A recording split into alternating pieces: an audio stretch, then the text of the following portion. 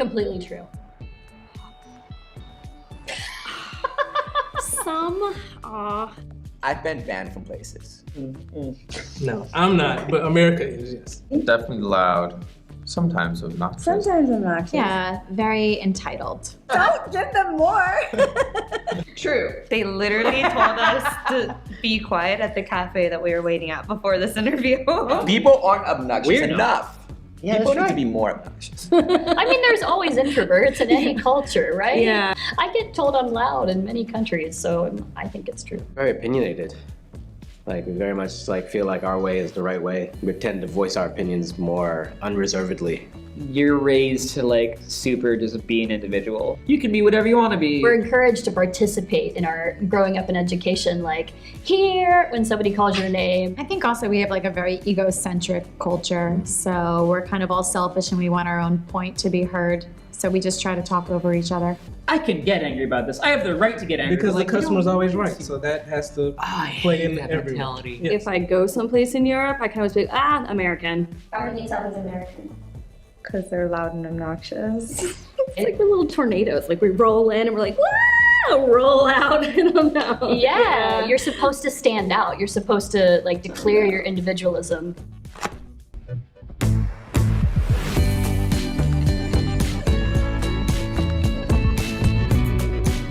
I feel like I have pretty good geography. I've honestly just recently discovered new countries. Like Luxembourg and Belgium. Those are two countries. I know people in, whether it's in Louisiana or Texas, they don't even know where Idaho is. Okay, so generally, no. But I do. Have you not seen those videos where they show the Americans the map and they're like, oh, where's China? And they have no idea where it is? I haven't seen that, no. Yeah. Oh, I think that's false. I know geography and I'm American. That's not as true as I think people think, but there are, especially I want to say more in the center of the country, people that travel less generally know less geography. The coastal states are probably better. When you're in school, they focus mainly on your state, but they're not giving you a holistic view. Like if you're in Europe, you have to know all of Europe. We kind of get a month or so on that, and then moving on. Americans are pretty aware of the Americas, and they know pretty well where Dominican Republic might be, and Cuba, which Europe might not be as savvy on. But if you bring in Eastern European countries, game over. Or Asia, or anywhere else basically. How well do you know your geography?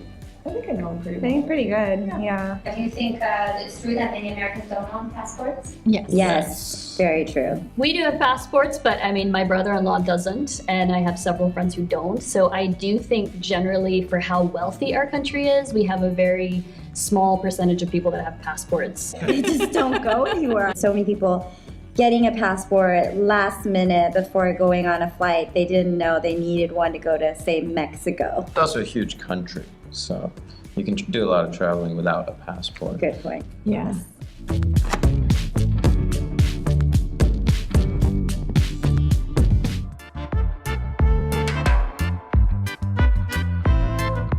Arby's? Obese. Arby's answers your question. I completely agree on the fast food part, and I love it, but Yeah, I don't eat fast food. I don't think that's true. You don't? No, I think it depends on where you are. True. True. I mean, Actually, you know what? Living over here, I do miss some fast food restaurants. I always eat Taco Bell when I go back right away. Ew, I personally Giant don't. Pepsi. disgusting. I've never had that. it's very just easy to go. Mom don't have time for dinner. It's just stop by McDonald's, boom. Fast food, yes. Obese, that comes with eating fast food, I guess. I think it's because of our go, go, go culture. Which is why there's a lot of convenience. our country is so big, so it necessitates having a car, just the way our country's been set up with the highways, and so it leaves less chance to walk outside, especially if you're living in a suburb. I'm from the Midwest. They're pretty big. Well, definitely not LA. Out of the 10 most obese cities in the US, 5 of them are in Texas. If you take French fries and leave them on the counter, they will literally last for days. They don't even get bad. They just kind of get a little hard and kind of start looking a little clear. And the same thing with burgers. They just dry love out. fast food. They don't get moldy. They don't go bad. Fast food. Americans are pretty obese comparatively. The UK has more now. Yeah.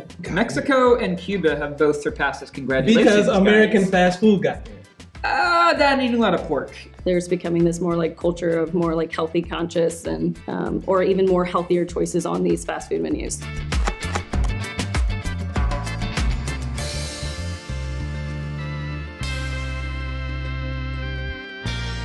No, but it is your right as an American to own a gun. Hell yeah. Really? Hell yeah. Every. Especially if you're in the South. Everybody I know has a gun, literally. No matter Really? where in the country they are. Everybody has a gun. No.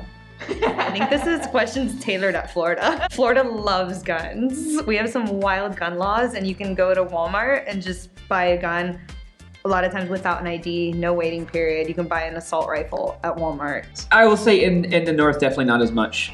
I know very few people with guns. No, I don't. I've never owned a gun. Some places, maybe like Texas. Is it easy to buy a gun in Texas? I've personally been next to many peers that purchase guns right in front of me. But it's a good time. You buy a gun, you shoot a little, you go back home, eat some Whataburger, and you chill. My roommate, actually, we lived together in a house downtown. We didn't lock the front door, we didn't lock our bedroom. And he had like an AR-15, an AK-47, a Car 98. I went to Walmart, and this was a while ago. I was like, so just out of curiosity, if I want to buy a gun, like, can I buy a gun? He's like, yeah, like you can buy it, like, but you have to have a waiting period of 3 days. I'm like, if you want a gun, like right now, it's probably because you want to kill somebody.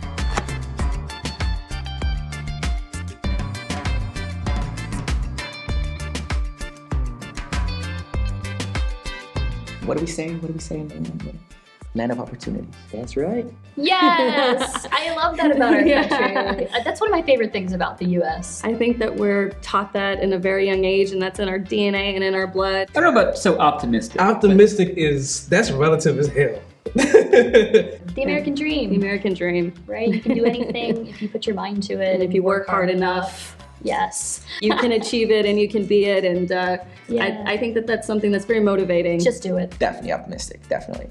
But that's because we make things happen. Historically, people have come to the US looking for a better life, and I think that's kind of what we were all sold. We can come from nothing or have nothing and then still be successful. You don't have to come from royalty or old money. Our country was built on people like Rockefeller or JP Morgan or Carnegie, and they started their whole empires from nothing. I went to America looking for that, so I definitely fall in that category. We kind of just go for it. We don't have anybody to apologize to. It's all about hard work and merit and just like having the sheer will. I think people take bigger risks more frequently in the U.S. I'm gonna speak from my community. We have a lot in our way that we can get around, but it's a lot of extra hoops. It's a lot of extra hoops, man. I think in the past, Americans were a lot more optimistic than they are right now. Like if you compare it to going to somewhere like Slovenia, Slovakia, or somewhere like that, where people really just kind of, yeah, such is life. We're optimistic comparatively. We're a nation of risk takers. Anybody who's immigrated there is, larger than life.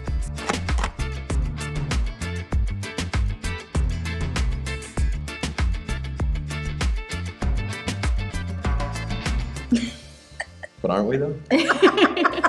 I'm gonna get so much in trouble answering this question. Oh, I hate that. I don't think that. Some Americans, sure, but I think some people feel that way everywhere. I mean, we're definitely the biggest country, so it makes sense. Russia is the biggest in land area. I just feel like we're the China most and talked about, India. so that makes us kind of the center of the universe. Because honestly, everyone's worried about what America's doing. American exceptionalism is because we're exceptional. But I also think, the U.S. has been in a powerful position in the world for a long time, and I think that tends to make people feel entitled in some key ways. And you get that kind of validated by like pop culture and music and movies. Everyone consumes American culture. Seeing Americans as we travel, I've seen the worst of that. Not all of us, but a lot of us, yeah.